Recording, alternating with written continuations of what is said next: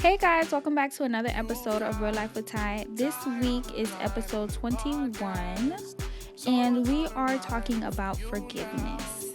What does it look like? What does it feel like? And what does forgiveness mean to you and your situations? Let's get started.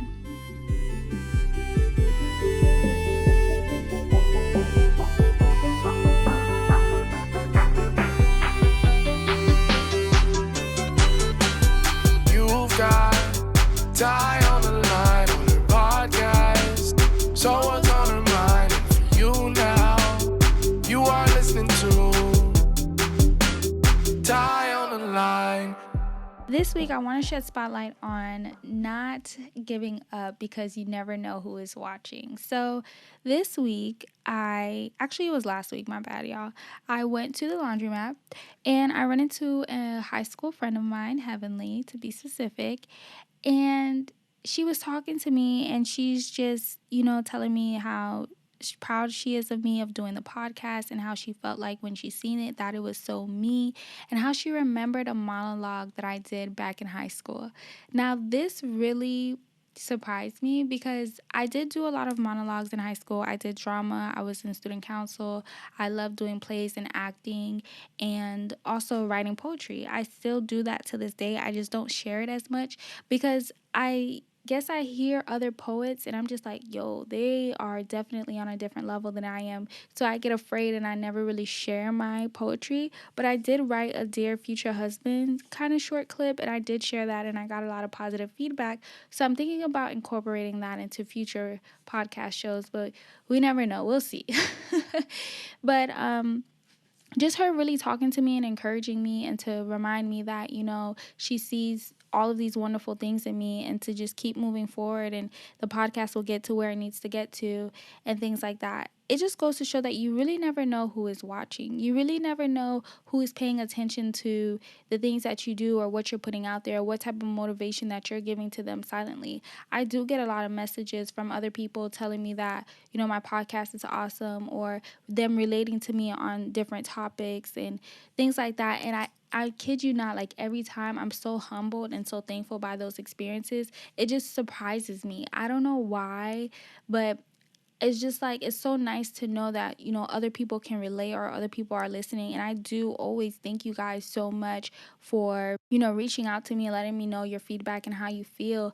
And it's funny because Heavenly is a friend from high school and she was like she didn't want to write me because she felt like she didn't know how it would be or like if any the people who have wrote me know, like, I am super, super sweet, super open to you guys. Like, I'm so open to talk, and I respond to everyone. I may not respond quick because of, like, work or school, but I do always respond, and I'm not, like, short with people. When you inbox me or DM me, for those who know, like, we can have conversations, and I've had conversations with people, and I've really even given advice and things like that. So it's really cool, and I want you guys to always feel free to hit me up. Like, I am always down to talk, like I say all the time. So I just wanted to go ahead and shed spotlight on that, and a huge shout out to you, Heavenly. Thank you so much for giving me motivation that week, because trust me, girl, things were really hectic. And it's so funny because I feel like any moment I feel like giving up, and I mean that in so many different ways. It's like God always sends somebody to give me encouragement.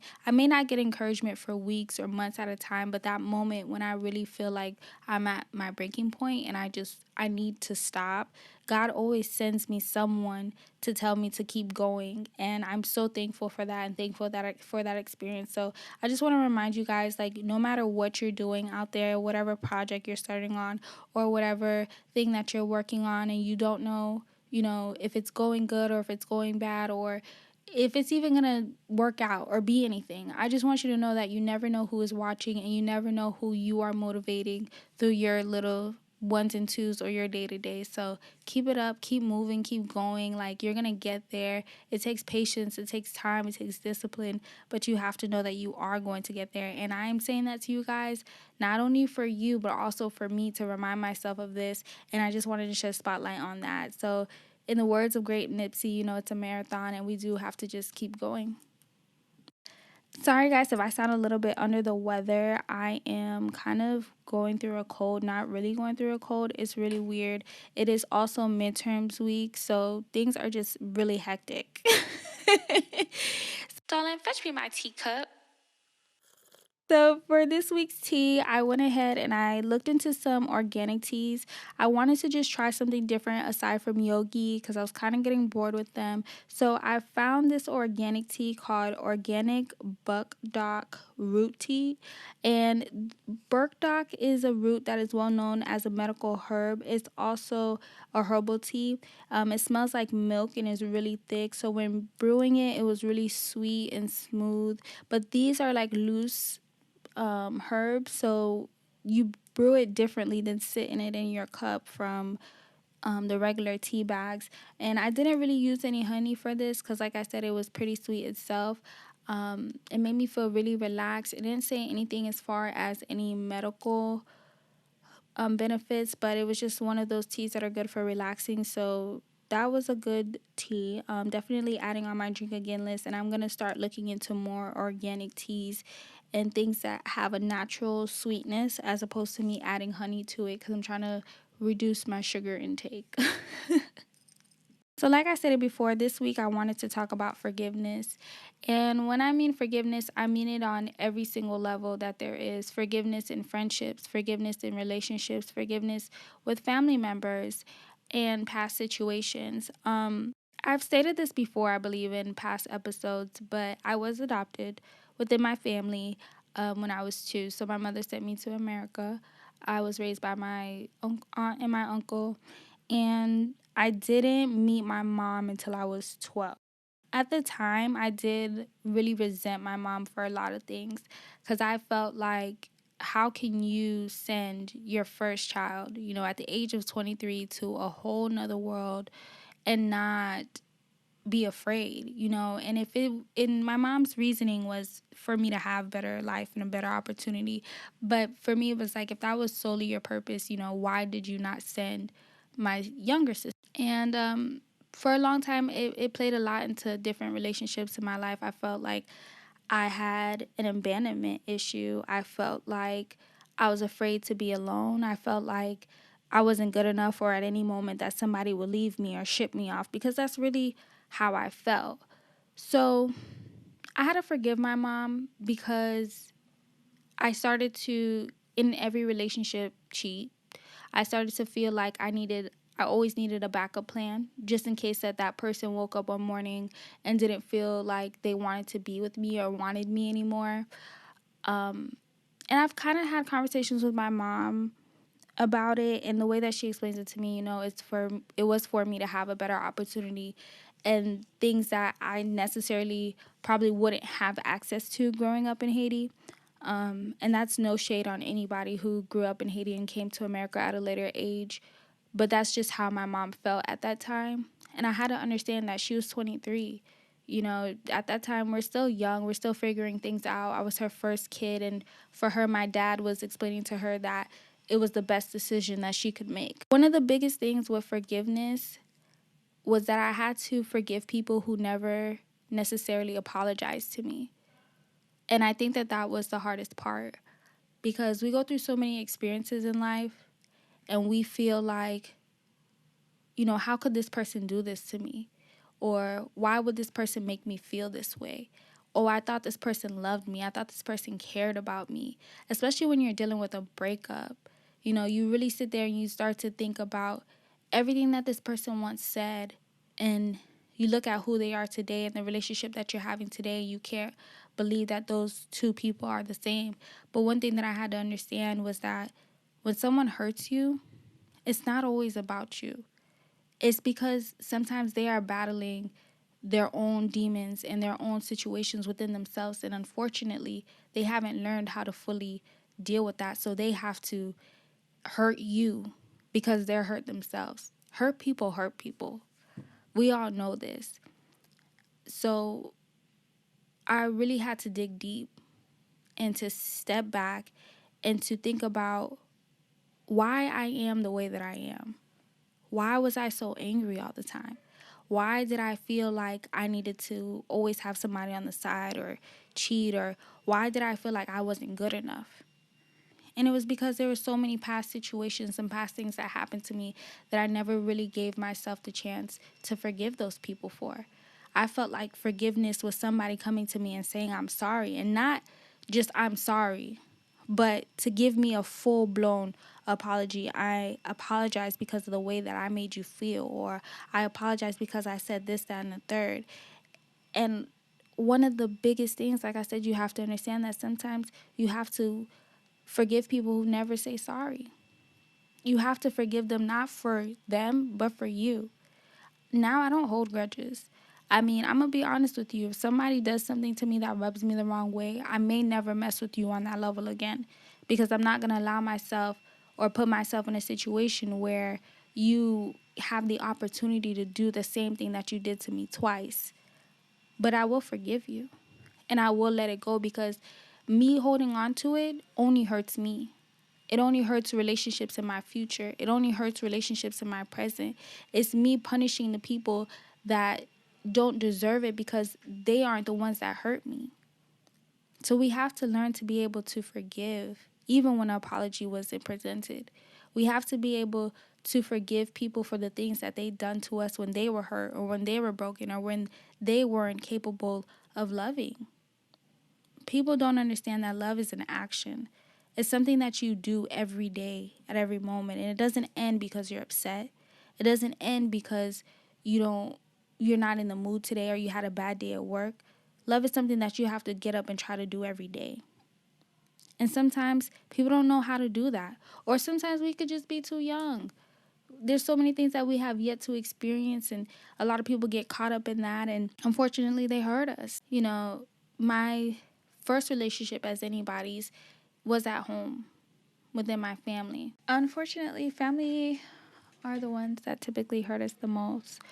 One of the biggest things that I had to understand was that if I didn't forgive my family members, and really in particular, like my dad and my dad for the things that he said to me, my mom for the things that she's done to me, I felt like I would never be able to have a healthy relationship with anyone. One step that really helped me on my road to forgiveness was that one night, this was after I graduated high school, and my sister was telling me that my dad was about to give her money for her to get a boob reduction.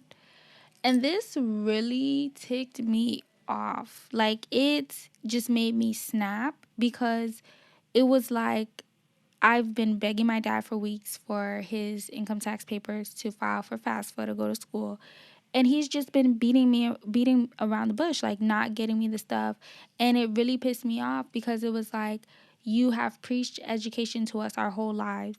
And the moment I'm sitting here trying to better myself or trying to figure something out, you don't want to help me, but you want to help my sister get a boob reduction? Like, really? A boob reduction? So I don't know why that made me so angry, but it made me so angry. And I sat there and I wrote my dad this long text message. I don't even remember the things that I said, but I literally just let all of my feelings out from the very first moment that I started to feel the way that I felt. Like, because I felt like once I turned 18, my dad basically just cut me off, like literally let me fend for myself. So I wrote. I literally just started from Jump Street, from when I was a kid to how I'm feeling now, to all of the things that happened in the last couple of months.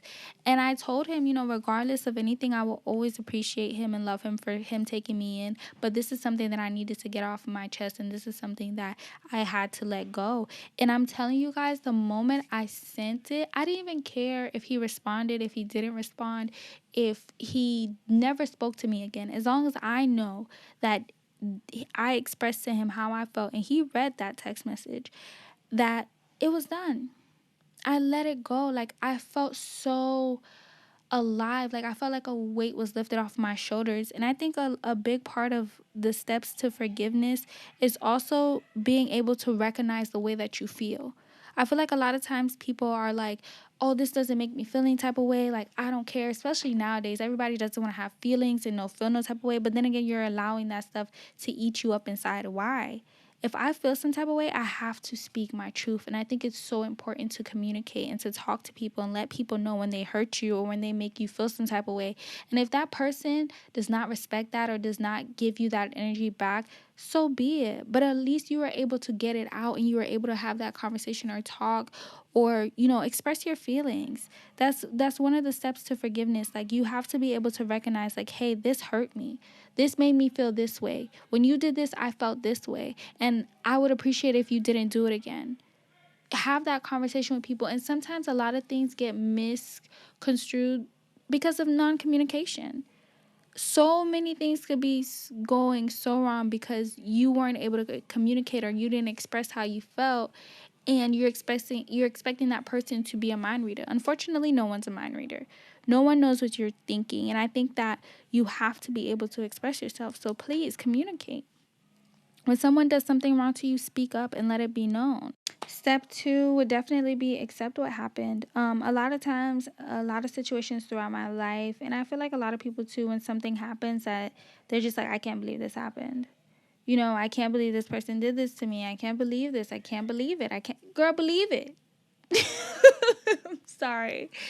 No, but I mean, like, really just accept what happened and be able to sit and process it. I think that a lot of times when things that happen to us, traumatizing, especially, what we try to do is block it out. One of the things that I do a lot is I keep a journal. I write all the time whenever I feel like I need to be able to express myself, or whenever I feel like I need to let go of a situation, or really just sit back and kind of debrief and to really think about what has happened. I think that that's a very big part of forgiveness, being able to not only take responsibility for your role in the situation, allow that person to take responsibility in their role, and just overall be able to declutter the situation in your head. And I do this mostly when I'm alone. Sometimes I write at night after a long day, or I'll go to the park, or I'll go to the beach and just kind of allow myself to declutter from the situation and to process my emotions, to process my feelings, process how what I'm thinking about, and how does this make me feel and why do I feel this way? I think that those things are very important. And if you can't do that alone, you can also do it with a friend, do it with somebody that you trust, just to be able to express your feelings and express, what has brought you to this state. And lastly, a part of forgiveness is letting go. You cannot hold on to the things that people have done to you. I'm telling you, those things will eat you up alive. They'll make you mean. They'll make you cold. They'll make you angry. You really do have to learn and master the art of letting go. And I know that this does not happen overnight, but it is something that you have to work towards every day. And trust me when I tell you, sometimes something can happen to me, and it could be someone's smell, or it can be the way that someone looks at me, or it could be something that someone says, and it may bring me back to a traumatizing time or a traumatizing experience. But that night, I sit and I process it and I allow myself to be like, okay, this makes me feel this way. But the next day I get up and I keep moving, because we have to be able to learn to let it go. And when I say let it go, I'm not saying forget, because it's very hard to forget things that hurt us. But I say let it go as far as not allowing it to control yourself. Don't be one of those people who are like, I act this way because this person did this to me. And I'm saying that because I used to be one of those people. I used to be like, well, I can't be fully committed to anyone because I've always been cheated on. That's not an excuse. That's not an excuse. We're an adult. Unfortunately, at the time, I didn't realize it, but I was dating the same type of people and expecting different results. Like, we too have to take responsibility for the things that may have led us to certain situations. We've seen the warning signs, but we just didn't want to let go. So allow yourself to accept and to process and to let it go. That's very important on the road to forgiveness. And forgiveness can look a lot of different ways for a lot of different people. Forgiveness can be the apology, the conversation. What does forgiveness look like to you? Those are things that you have to realize within yourself. Those are conversations that you have to sit and think about. What does forgiveness look like to me? For me, it's always been me letting my emotions out. No matter what happens, no matter how I feel, I may not speak on it now, I may not speak on it tomorrow, but someday, and that day is when I'm ready for it, I have to communicate how I feel. I had to sit down with my mom and have a conversation with her and let her know, hey, this made me feel this way. And she explained to me why she did it, where she came from. I asked her questions, and it was hard for me. It was really hard for me to be able to communicate and talk to my mom without crying or being hurt, but it's okay to feel those ways, because I'm telling you, the moment that you allow yourself to let go of that hurt or that pain or whatever that you're holding up inside, I'm telling you, it feels like a weight has been lifted off your shoulders. So the road to forgiveness is not an easy road, and it may look very different for everyone. But if you work on it and you take those 3 steps, you communicate, you speak your truth, you accept what happened, you process your emotions, your feelings, and everything about the situation, and then you let go, trust me, the road to forgiveness is a path that we all can achieve. No matter what experience that you have been through, and it may take some longer than others because things are more traumatic to others, but it is a process. And if some days you have a step back and you're back at day 1, it's okay. It is okay. Just make sure that tomorrow you try. And I'm saying this, and I may sound sad, but it really is because I'm sick, y'all. But I'm telling you this because I had to do a lot of forgiving this week. And I want to be able to express to you guys that it's okay. It's okay to forgive people who never say sorry and who may never say sorry. But you have to forgive them for you, not for them. It's for you. And remember that. First and foremost, I just want to say thank you guys for listening to this podcast. If you are trying to figure out ways to support the podcast, what you can do is rate the podcast, follow, comment, subscribe, download on any platform that you are listening to this podcast on. Tell a friend, repost it on any platform that you are listening to the podcast. Use hashtag Real Life with Ty. The more that you do that is the more ways that other people can also find the podcast and help us get out there. And as you guys know, if you have any questions, suggestions, or want to leave me any comments, feel free to DM me at Real Life with Ty. That's also my Twitter and Instagram, or you can email me at reallifewithty@gmail.com. Holla!